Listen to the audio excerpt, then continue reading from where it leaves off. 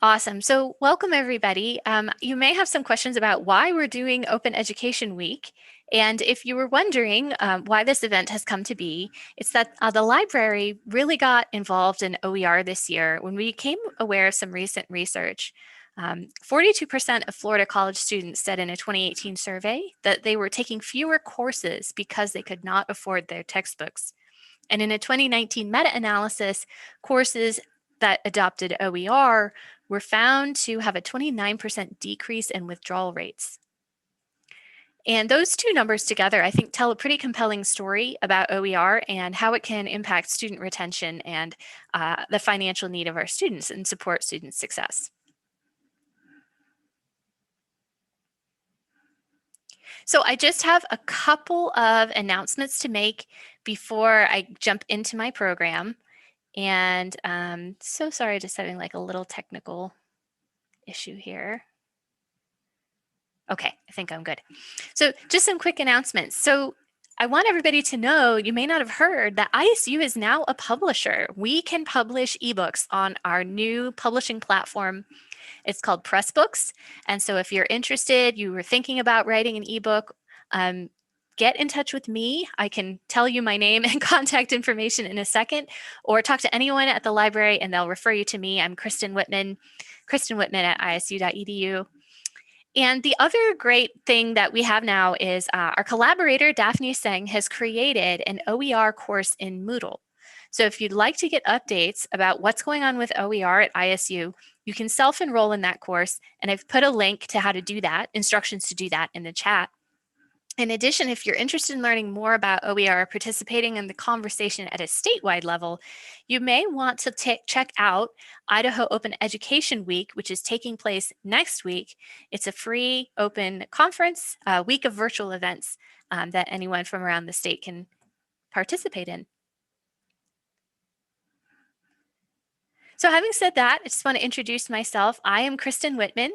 I'm the chair of the Open and Affordable Educational Resources Committee. I'm a librarian here at University Libraries, and I'm going to be talking today about some features that we have on the library website that can help you search for OER. If you do have questions during the presentation, by the way, I would love to hear from you. And I would also love to hear a couple of things about you right now so I can get an idea of who's on the call and what subjects they might be interested in.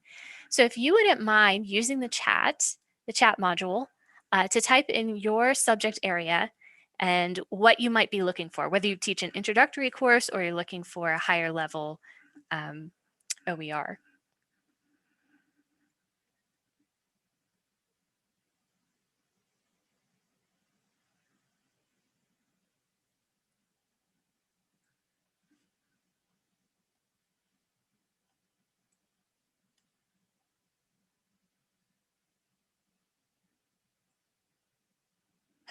Okay, Laura says she is a library guru and she's looking to teach InfoLit workshops. Okay. Hi, Tara. I'm interested, excited to talk about introductory materials in this course. I hope I pronounced your name right.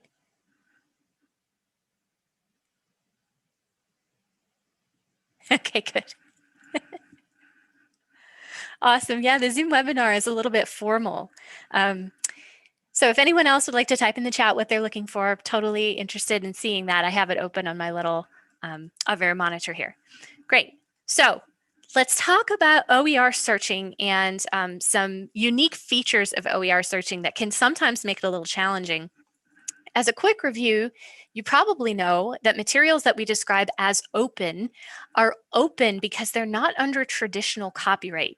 They're usually licensed under something called a Creative Commons license, which gives free permission for people to reuse the work without having to contact the person who made it, without having to contact the author, which means with an open work, you can copy paste it, download it, send it to whoever you want, change it, remix it, and which is great, which is the power of open.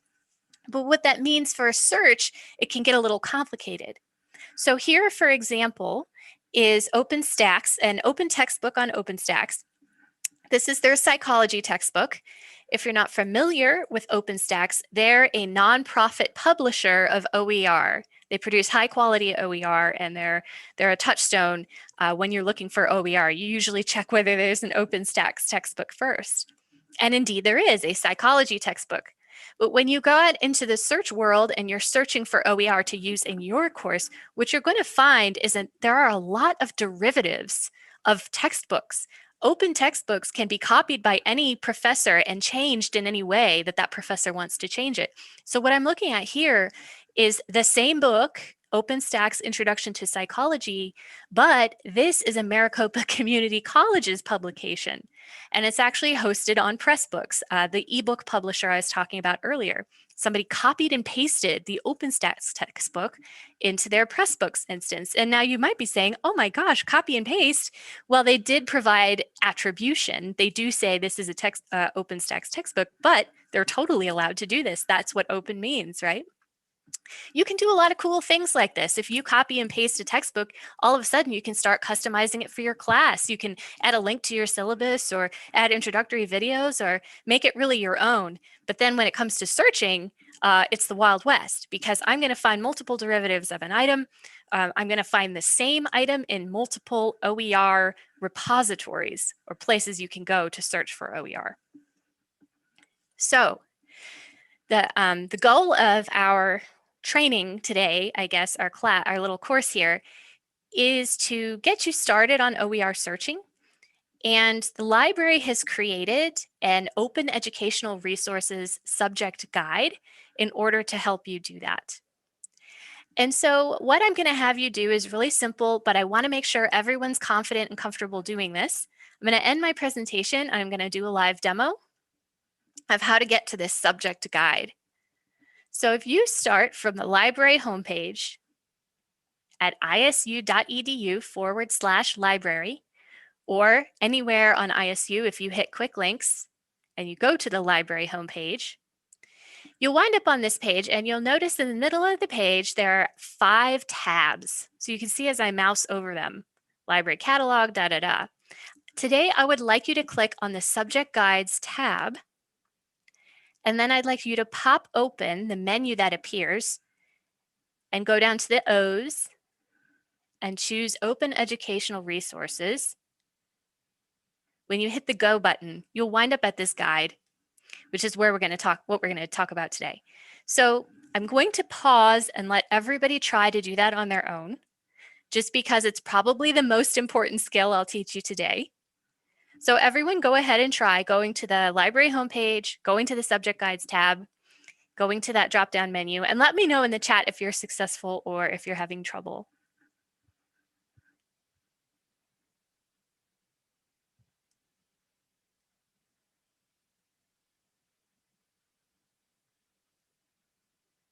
Okay, I suspect everybody's doing okay. Okay, so I bet you didn't know today that by coming to this class, you were going to win a fabulous prize. That's right. Everybody here is going to get an exciting, fabulous prize. So I'm going to have everybody click to the Finding OER Quick Start tab. What I've added on this tab, down sort of below this table of contents here on the left side of the screen, is an OER beginner's search worksheet. So OER searching can be confusing. There are a lot of different databases and repositories that you can go to. So I created this worksheet to help give you structure in your search, to tell you where I would go first, and then to give you some tips. And what you can do with this document is you can click File and make a copy to have your very own worksheet. I know. It's your lucky day. So in the worksheet, I'm going to go through many of the same tools that are already posted here on the guides page, but I'm just going to do it in a nice kind of organized way in the worksheet. So as you scroll down, the first page is just your topic brainstorming. We've created a little table here to help you brainstorm keywords related to your search. take a few minutes. This is a librarian sermon, but take a few minutes to just brainstorm what keywords you're going to enter into the search engines, because you can really get tripped up. For example, I was doing a search on information literacy because I teach information literacy. And my colleague has written an open textbook on information literacy, but I didn't find it in my search because her textbook is named college level research. So if I had taken a second to brainstorm some other terms that would be related, that would have helped me out a lot. So as I scroll down in the worksheet, I'm going to hit OpenStax. Since we do have folks in here related to, or, who are interested in introductory texts, I'm going to take a second to open OpenStax. That what they are is a nonprofit publisher, as I said, of high quality intro level OER textbooks. They're also great because many come with ancillary slides, study guides, lecture notes, etc., almost like a commercial textbook. So they're really great. And when you go to openstax.org, there's no search function because they don't really have that many books. They're so high quality, they're just focusing on putting out what they can, right? So what you'll have to do on this page is you'll have to just start browsing. And if I hover my mouse here over subjects, I can see generally what they cover. If I was interested in information literacy, it's tough because where does that fall, right? I believe I started first in social sciences and kind of struck out, I didn't find anything information literacy there. I tried college success and I looked in this book, it didn't cover it. So the thing about OpenStax is it's high quality, but just doesn't have everything. But I do not know off the top of my head whether they have any English texts, and actually I'm not seeing any. But if you have a colleague who is looking for OER in math, science, some of these social sciences, they're very high quality. So let's move on from there. The next place I'd love to have you go when you're searching for OER is the Open Textbook Library. I love this repository because people submit their open textbooks. The maker of OTL reviews them and decides whether they're, I wouldn't say good enough, but whether they're appropriate to include in the OTL. So you're not going to hit this problem of all of those derivative books. You're only going to see original books. And the great thing about OTL is that also the books you will find have been reviewed. Many of them have been reviewed. So here's how to use OTL. When you come to OTL, you'll immediately see there's only 800 textbooks in here. So when you're searching, you want to stay really broad, just one or two words. If I start out like this, information literacy, I'm going to come right away upon some results. The top one, Information Literacy User's Guide. I can see it was published by Open SUNY. The State University of New York has a OER publishing sort of, let's say business, but operation, right? And I look down right here, I can see there's 15 reviews by faculty, and this is a 4-star rated textbook. So if I hit read more, I'll go to the results page on OTL. If I scroll down, I can find the links to the books here.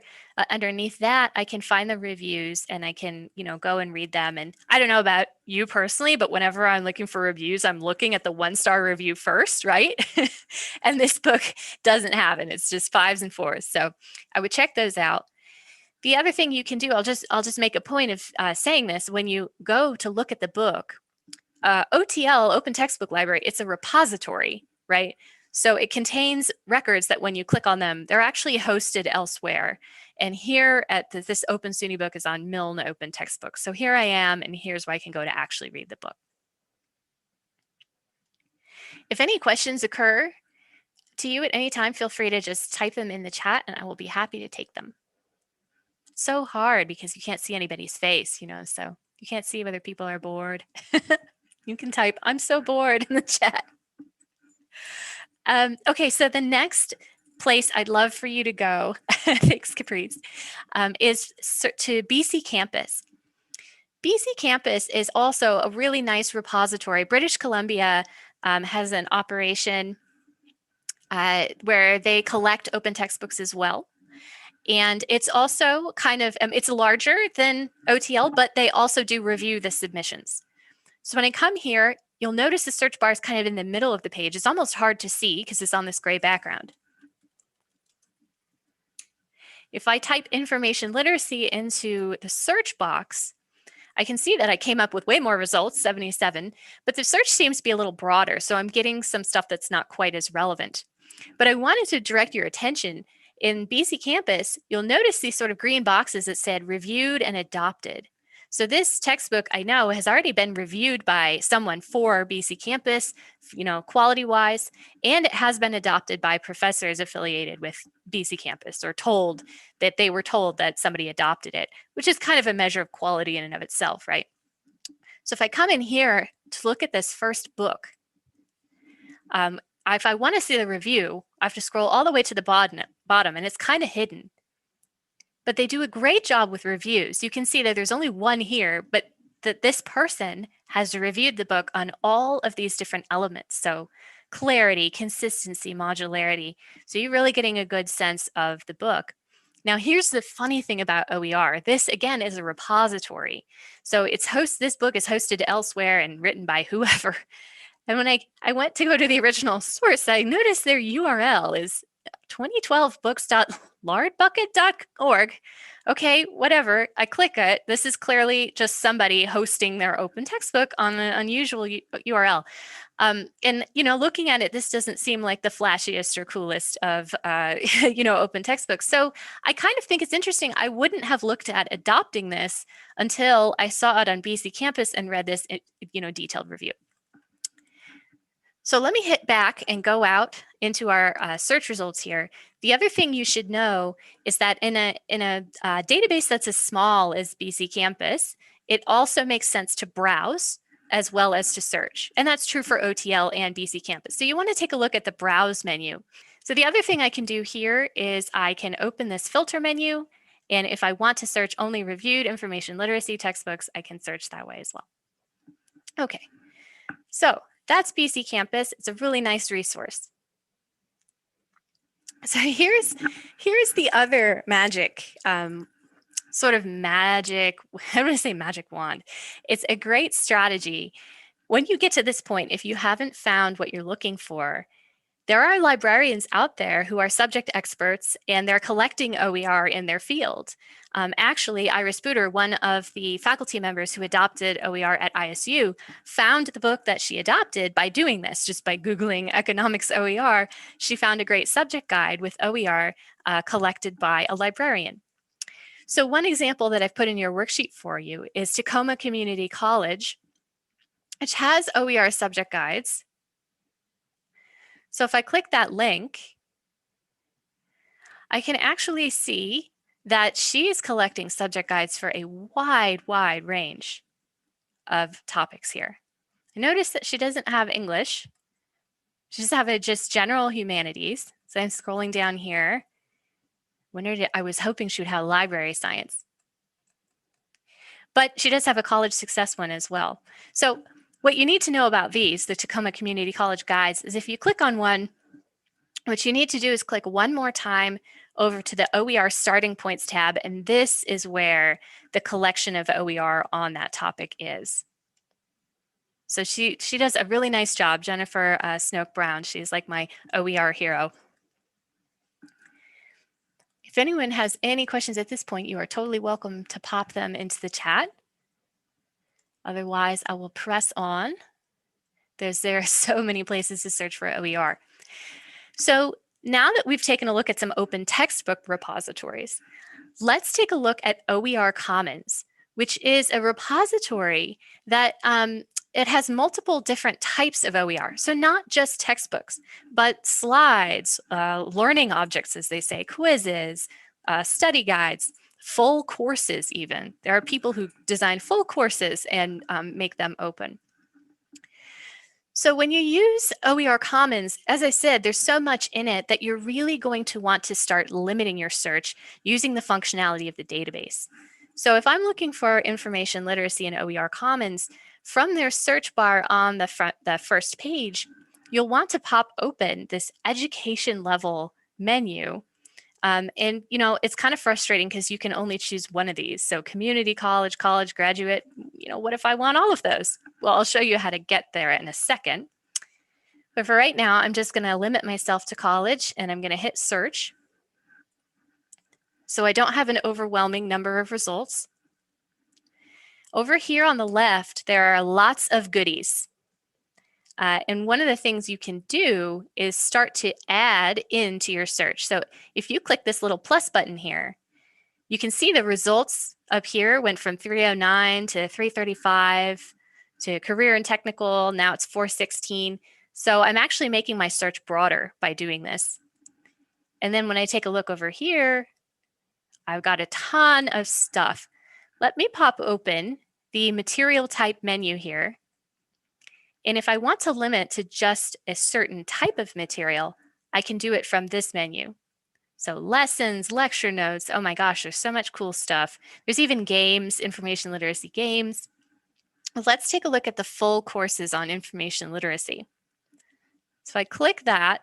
Now I've narrowed my search and I'm looking at only the full courses here.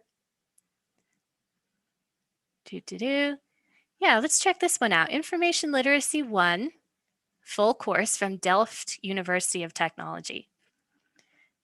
If I come in here, I can see a little bit about the resource. There's no evaluations yet. Most resources in OER Commons are not necessarily evaluated because just there's so much stuff in there. If I hit View Resource, I'll again be taken out of the repository and go to the hosting site. And here I can see this OpenCourseWare on TU Delft. And what I'll learn here is that, oh, this is just a 2-hour little module. It's actually like a semester-long course. So as you explore your search results, you're going to find, things that aren't exactly what you would have expected. But that's the adventure of searching OER. I'll also just pop this down to show you that there's lots of other ways to limit your results as well down here.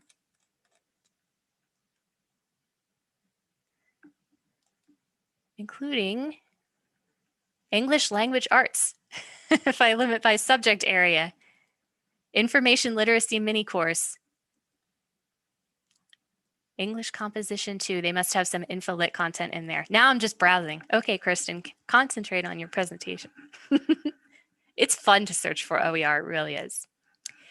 So the final product that I'll show you, the tool that I'll show you, is Oasis OER MetaFinder search tool. If you hadn't searched enough repositories at this point, Oasis is a tool that searches multiple repositories. So if I come here and I really want to do the mega search, I can come to Oasis.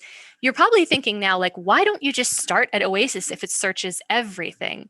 Well, as always in search, if you're searching a huge database, you're just going to get noise. You're probably going to get too much stuff. I like to start with the higher quality sources first. But if I strike out, let's back up, right? And let's search the larger universe.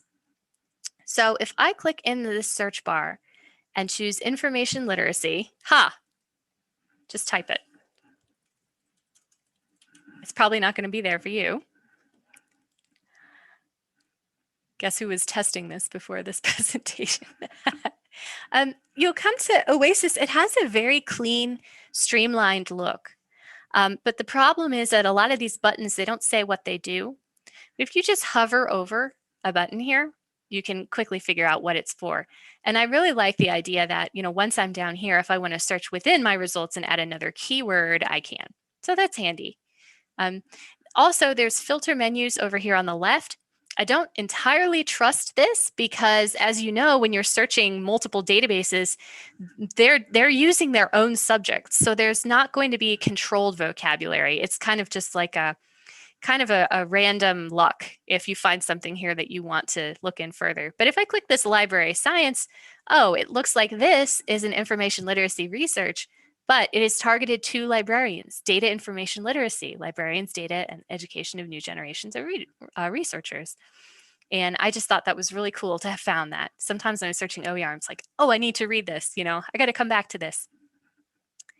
I'll just point out too that you can really see what you're doing here in Oasis. When you look over to the left and you scroll down, that's when you start to realize, oh my gosh, my results came from a lot of different places. If I back up and try something like, let's just go way broad. Let's just try English, right? and I scroll down, I can see, okay, what am I getting? Project Gutenberg. I'm getting some OpenStax. I'm getting some LibriVox and Directory of Open Access books. So you can really see it's plumbing a lot of information. Laura's asking, will you put a link for that in the chat? Oh, okay. Oh, okay. No problem at all. Okay, yeah. So, and also, when you're searching a huge database, I got 69,000 results. You can certainly be more specific. I have never tried this search before, but now I am just curious. What about Jane Austen OER? Jane Austen speaks Norwegian, the challenges of literary translation. You're going to find so much stuff. So then you'll have to be over here and rely on, what do you want? Are you looking for an audiobook, an open access book, a video? And there's more here as well. So that's sort of my half hour. The last thing I was going to do is I'll pop back to this subject guide. There are so many other goodies on this guide. One of them, if you're not that familiar with Creative Commons licensing, is you can hit this, is it OER? And this will give you a little primer on, okay, what does Creative Commons mean again? There's an adorable video that I love, and there's a little table that sort of explains all the different symbols you can see on a Creative Commons license. In addition, I just want to plug the OER Moodle course. You can self-enroll yourself. How about that? And you can get updates at ISU about what's going on with OER. In addition, I also want to remind you that in your courses, you may also just choose to use library resources. Instead of open resources, you might choose to use a copyrighted resource that your students have access to as part of their, being an ISU student, having access to the library. So if you come over here, there are a number of places to find various types of material at the library. You can always ask a librarian for help with your search as well. And I guess I'll just mention the last two things is that, I started you off on the quick start tab, that's for a reason. But, if you click over here to dig deeper, you can just see there are a massive number of places that you can go and look, and, it can get overwhelming. So I just think it's worth starting off with some of those tools. And in your worksheet, if you scroll down a little bit farther, I make some recommendations for where to try next. I also give you some pointers on how to evaluate a piece of OER that you find. And, it's just, common sense stuff, but, it can help to have a little checklist. And then, by the way, this worksheet was adapted from material created by someone else under a CC BY license, Abby Elder. She's wonderful. I'll also say that this LibGuide was adapted from the work of Darcy Hutchings out in Alaska. So you can really see the power of OER to supercharge your life and your work there. Okay, I'm so happy to stay and answer any questions. But it's been a pleasure. Thank you for coming.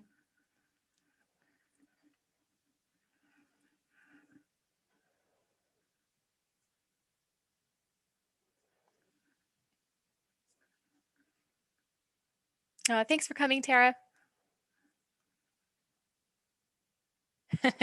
Thanks, Laura.